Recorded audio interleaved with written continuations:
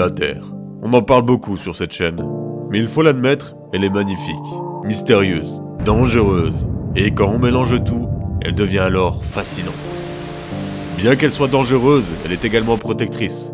Grâce à ses pôles, le nord et le sud, elle crée un champ magnétique qui empêche les radiations du soleil ou autres dangers venus de l'espace de nous atteindre. Mais ces pôles ont tendance à s'inverser sur des milliers d'années. Et est-ce que la prochaine inversion des pôles représente un danger pour nous? Bien le bonjour jeunes gens, comme vous l'avez compris, sur cette chaîne on est un peu trop fan de la Terre, de l'univers, du monde qui nous entoure en fait.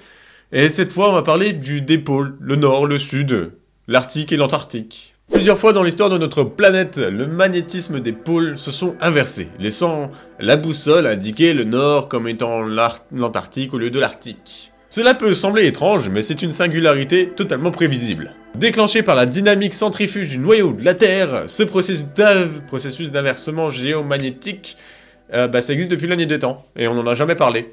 Bien entendu, il est sûr et certain que dans des milliers d'années, la vie sur Terre sera totalement différente. Mais la vraie question, c'est est-ce que ces acrobaties polaires où ça s'échange, ça s'amuse, waouh, génial, est-ce que ça a vraiment une conséquence sur nous? Si on part sur le principe que l'histoire géologique se répète, les pôles vont bien entendu s'inverser. C'est parce que ce n'est pas la première fois, c'est indéniable. À partir des empreintes magnétiques incrustées dans les pierres anciennes, on a pu remonter à 20 millions d'années en arrière et durant ces 20 millions d'années, le nord et le sud se sont inversés tous les 200 à 300 000 ans. C'est une grosse fourchette, parce que c'est pas tout le temps exactement pile la même date.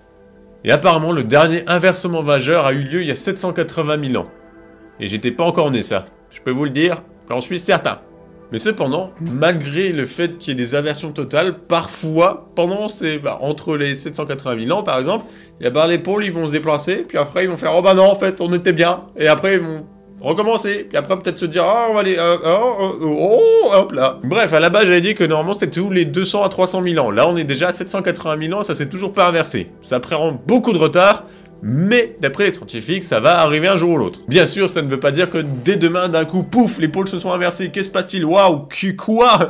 Non, ça va se passer sur des centaines encore d'années, des milliers d'années. Il y a encore le temps avant que ça arrive. Du coup, on revient sur l'histoire de est-ce que c'est vraiment dangereux cet inversement des pôles? Est-ce que c'est bon, c'est mauvais? Et les deux à la fois. Par exemple, la lenteur du phénomène est plutôt positif. Le fait que ça se déplace extrêmement lentement, on peut se préparer aux conséquences et on va pas d'un seul coup subir un changement qu'on ne pourrait pas gérer en fait. Par contre, l'aspect négatif, c'est que les pôles, quand ils sont en bas, ça crée un champ magnétique qui nous protège des radiations solaires ou quelconque objet volant non identifié qui entre dans l'atmosphère.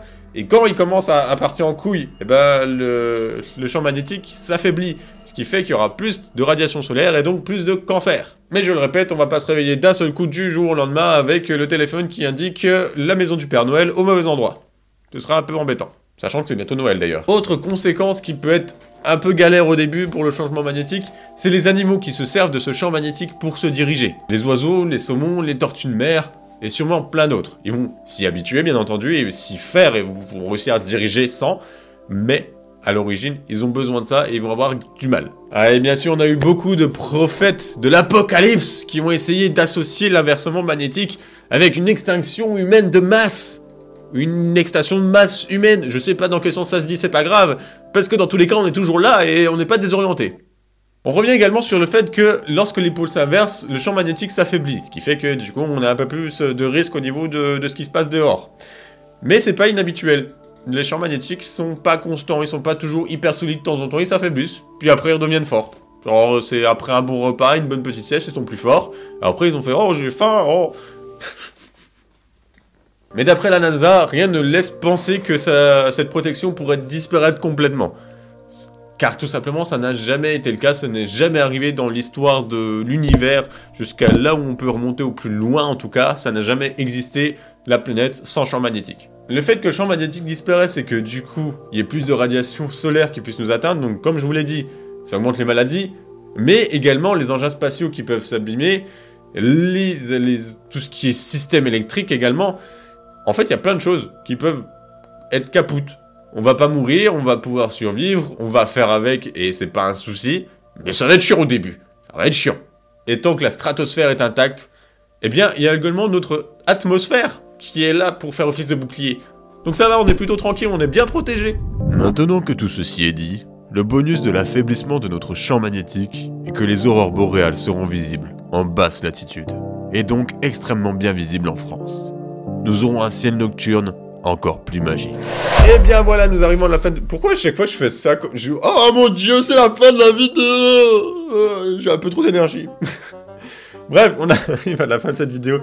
Je sais qu'en général, vous adorez les vidéos sur la Terre, l'univers. Je sais pas, apparemment, c'est le style que vous voulez que je m'imprègne. Donc, je vais essayer d'en faire plus. Et du coup, j'espère que ça vous aura plu, parce que là, si cette vidéo vous plaît pas, je comprends pas. Si c'est, je vous dis portez-vous bien, bisous sur Petite Miche. Bien mollo.